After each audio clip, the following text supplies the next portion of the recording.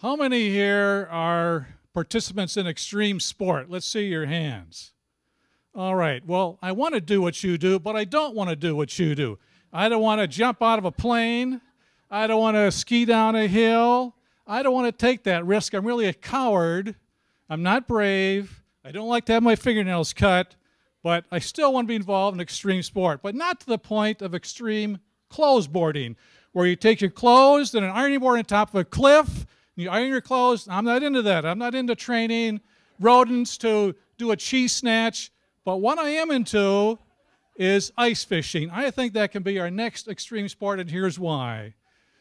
I'm not into an extremist ice fisherman. I don't believe in putting your head in the water and try to catch your fish through your teeth. I'm not into that. I may be a little bit weird, a little bit wacko, but I'm not stupid.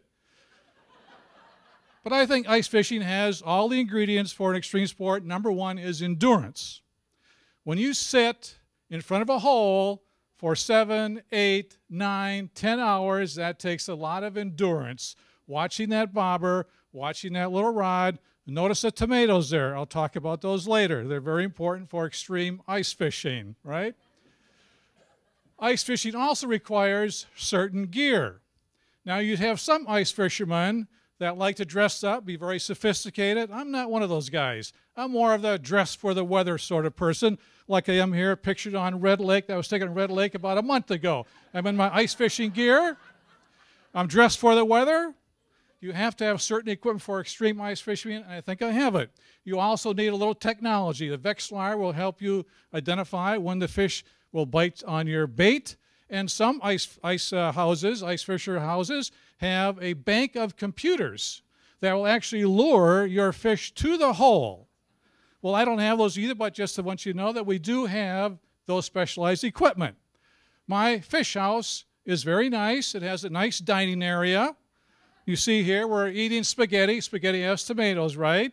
It's very comfortable, very relaxing, very congenial, just what you need after a hard day's fishing, looking through that hole. It also has an office. This is my office on the second floor of my fish house. A lot of books. If I want to find out why the fish aren't biting, I just pull out a book, relax on the rocking chair, and just take it easy. So my fish house is very sophisticated.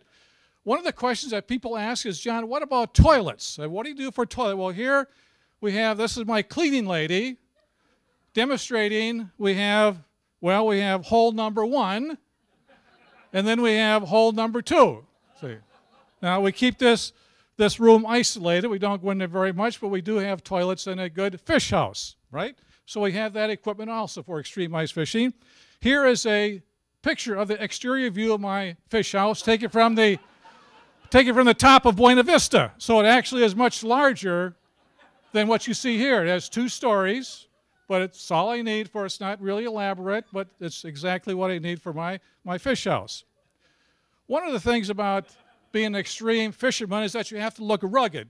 You have to look manly. Here I am with my auger, drilling a hole through the ice, and I think I look pretty rugged there, right? I think I do. I look pretty manly, so I fit that criteria. Extreme sportsmen, where they look rugged, they look manly, and I think I have the right touch there.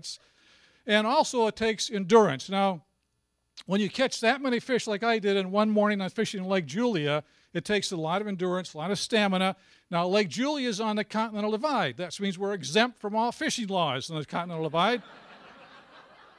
That's one morning fishing of walleye and perch. Now, don't tell anybody that. It's kind of a secret for us living on Continental Divide, but I want you to know. Well, extreme ice fishermen, there's a danger involved. Every time you step on the ice, ladies and gentlemen, you're in risk of taking your life. You step on the ice, you drive on the ice, that's dangerous stuff. You could go through the ice and have an ice car. You could go through the ice, become a popsicle. So there's danger involved.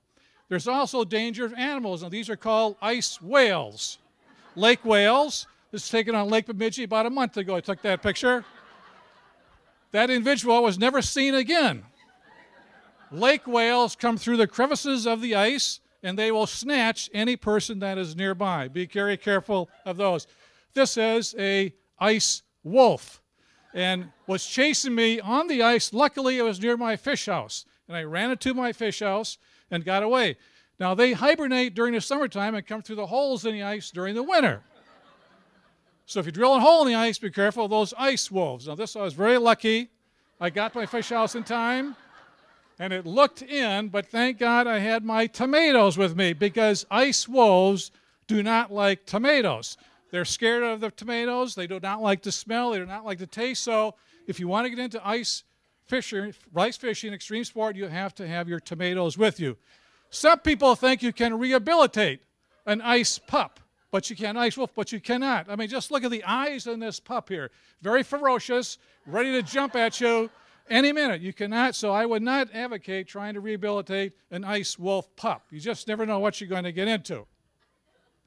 Very ferocious animal here, right? I mean, now this particular individual, he was swimming in the wintertime in Lake Julia, disturbed an ice wolf den below the water. The ice wolf woke up from his hibernation and attacked this man. This pulled him down by his ponytail. This guy was never seen again. If you fish, if you swim in the summertime, be very careful. Well, of course, there is a success factor for extreme sports also, and if you have the right gear and equipment, you can become successful. This was taken last winter, January, in Lake Julia. We had a mild winter, right? Continental divide. We have different temperatures on Lake Julia. Well, when all is said and done, I believe that ice fishing should be our next extreme sport. It's extreme sport, but be very careful. Be careful of the ice wolves, right? Be careful of the ice wells. And whatever you do, be sure and have your tomatoes with you.